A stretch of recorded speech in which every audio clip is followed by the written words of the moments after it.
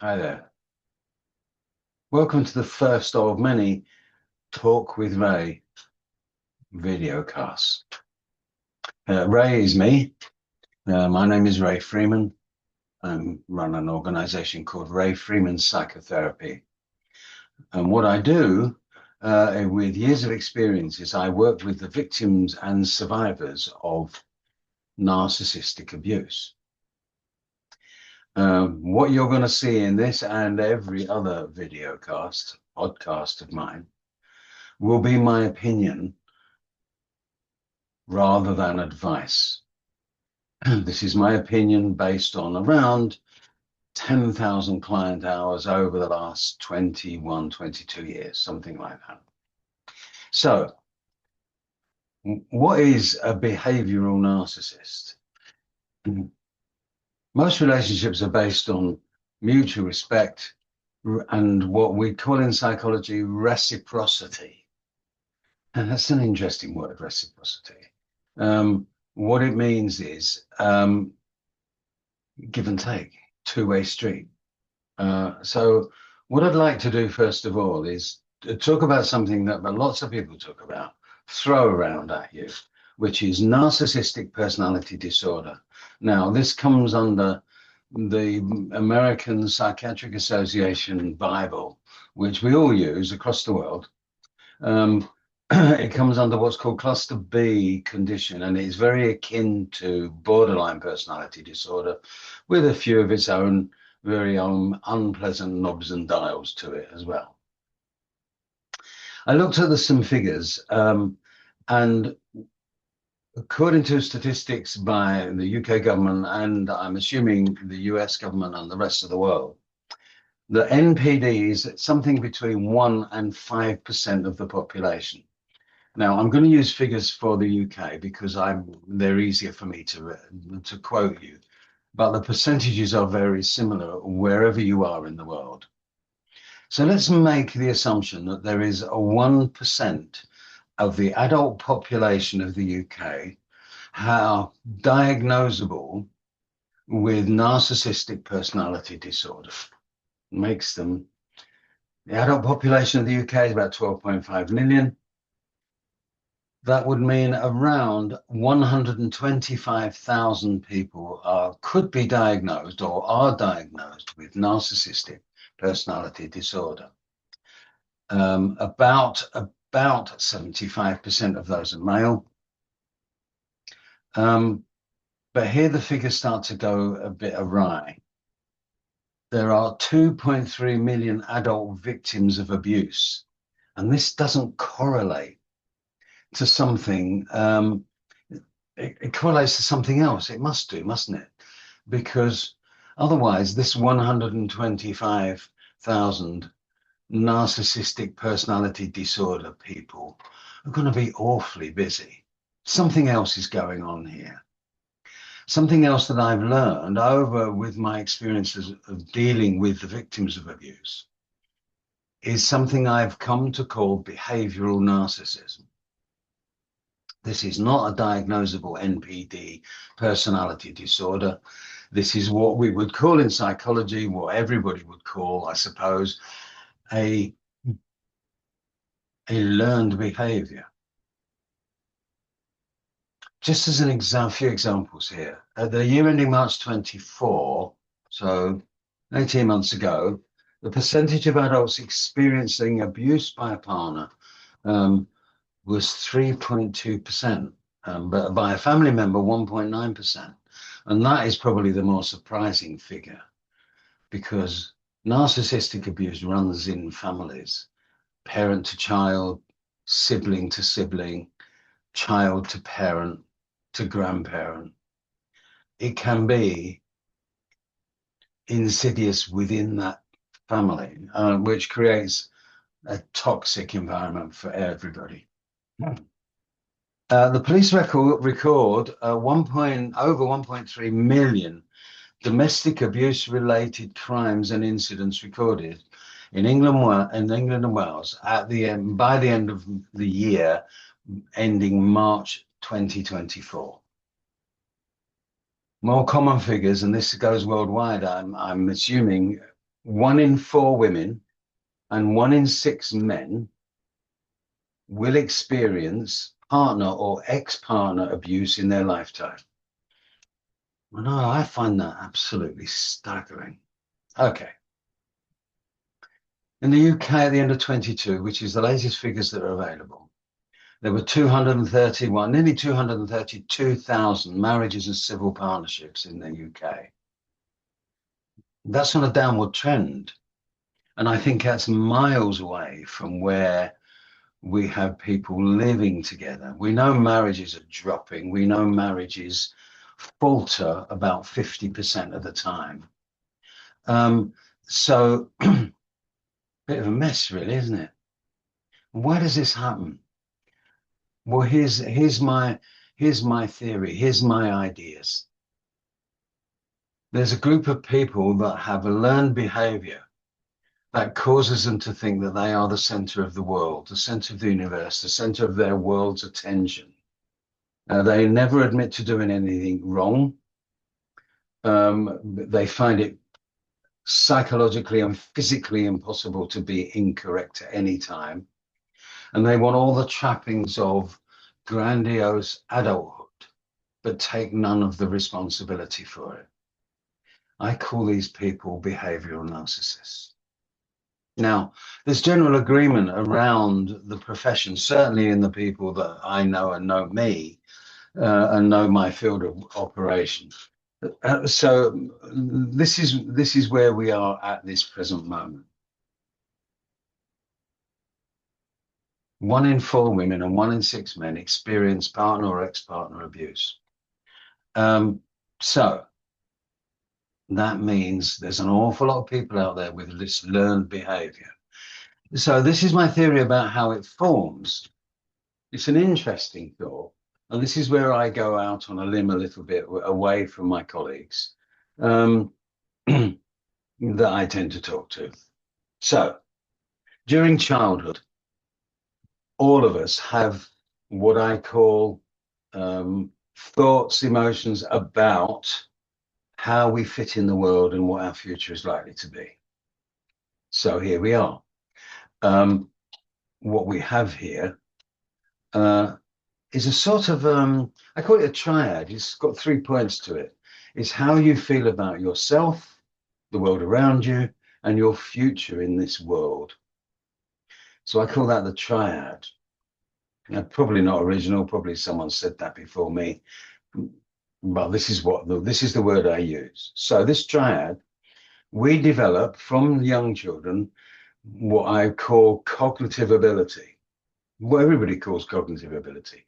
Cognitive is a complicated psychological word that just means understanding. So what's happening is our understanding of the world around us is growing. I have children and grandchildren, and I see their development and their cognitive ability growing until they become autonomous adult people, all in their own right. Now, just supposing one particular person, one particular child, either is exposed to abuse, physical, coercive, sexual, they're exposed to abuse, or they see other people, someone else being abused, like mother with father abusing them, or the other way around maybe, or maybe sibling rivalry. There becomes an occasion where somebody gets bullied, and this child realizes or believes that they realize that this is the answer to life, the universe, and everything beyond. What they do is they realize that if you bully people, you will get your own way. And if you get your own way, life is a success. Now, where I separate from a lot of colleagues, although a lot of them agree with me, is that at that point, the cognitive growth of that individual either drastically curtails or it stops altogether. And they are, depending on how old they are when this revelation occurs, it can potentially stop right there. That's an awful thing to consider, isn't it? So let's just move on that little way. This person doesn't develop into that triad where you and I construct our personality by thinking about ourselves, an internal thought, the external, where we are in the world, and putting those two together, making it our position in the world. And of course, that's changeable. You know, I'm not as young as I look, but my personality is still changing. When I look back over the last 5 years, if I look back to where I was 5 years ago, personality-wise, very different to the person I am now. And we are all the same in that, except, of course, the behavioural narcissist will believe that he has already achieved this massive success. And all he has to do is bully people and coerce people, or maybe physically abuse them to get their own way, because they're entitled and they do not have the wherewithal to understand that other people have this mind of their own, that you should carry people with you, and life in general is a two-way street. Interesting thought, but it's a one-way street. They tend to be created almost entirely socially, environmentally is probably the better word. They create themselves, and it can be a very weak ego because there is no foundation in self-reflection. So what I often say to my clients is that if you think about your abuser as a naughty 14-year-old child, it's a very good starting point to understand their motivation and the way they behave. 14-year-old child in their own bedroom, 7 dirty cops, bed hasn't been made for weeks, there's dirty clothes all over the floor, there's something horrible growing under the bed, God knows what that it came from.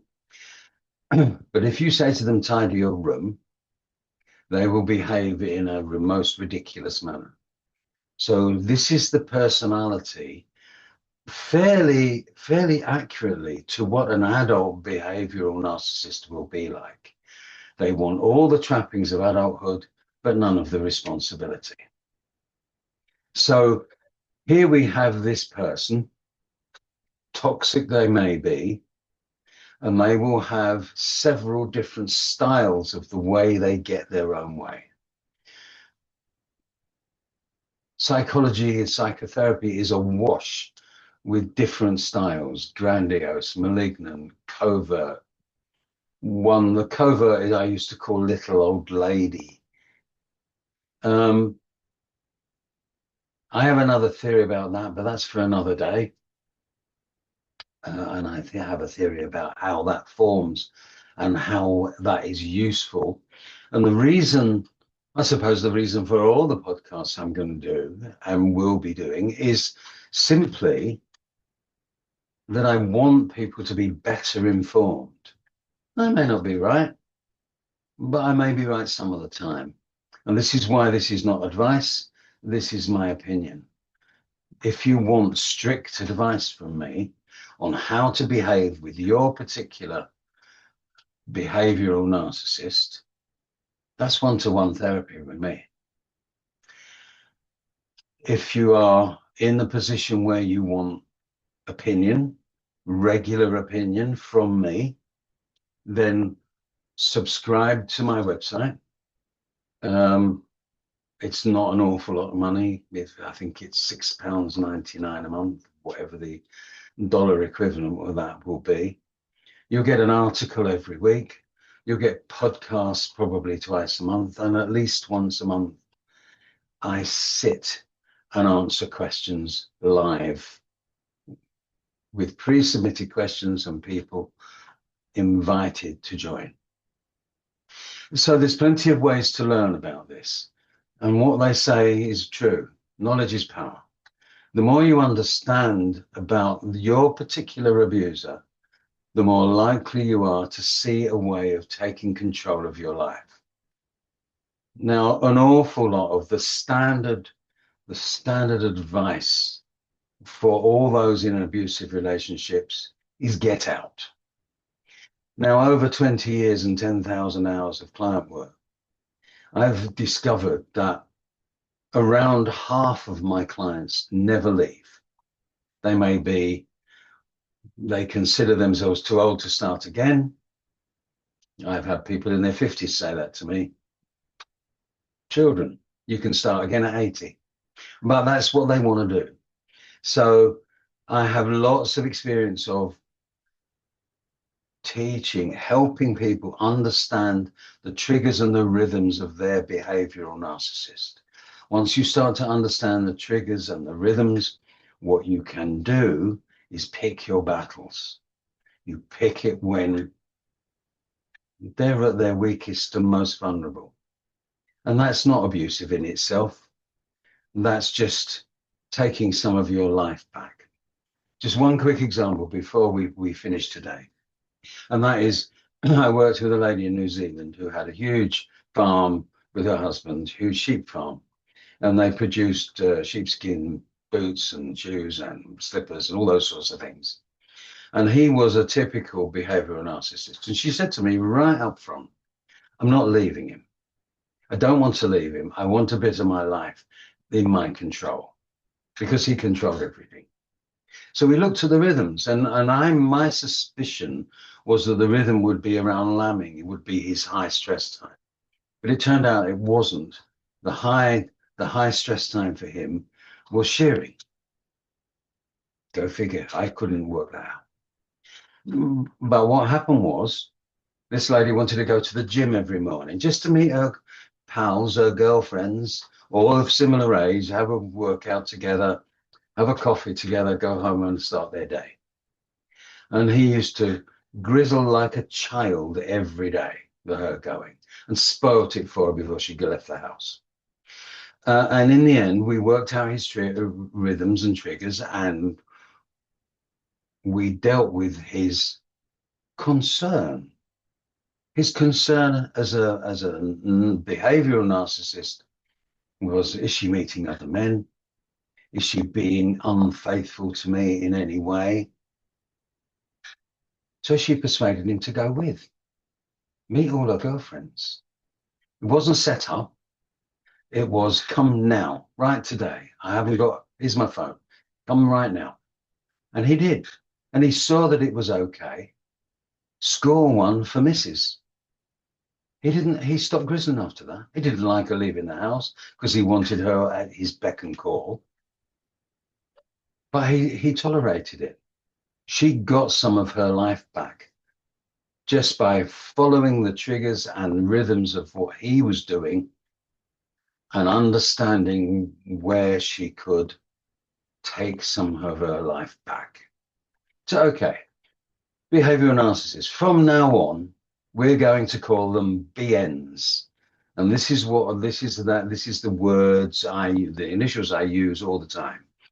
So what we're going to do is we're going to do some more work on BNs, more articles. There's loads of already written articles, but there are also from now on going to be a YouTube channel where we will be putting something on there regularly.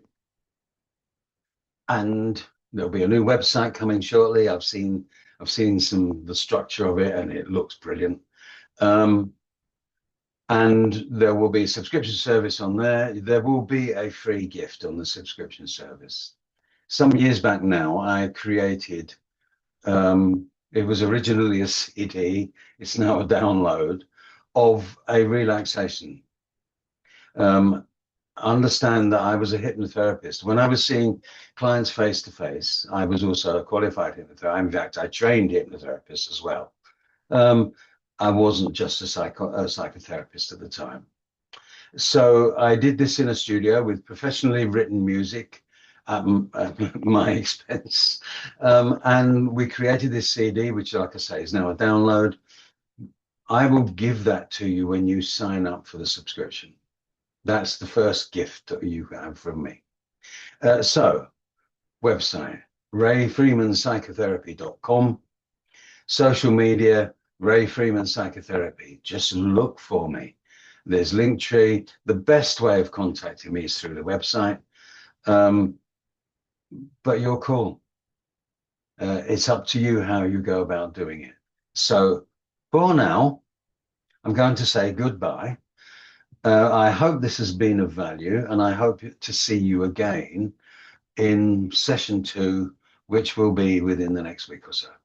Now, you take care and be careful around your toxic individual that's abusing you. Bye for now.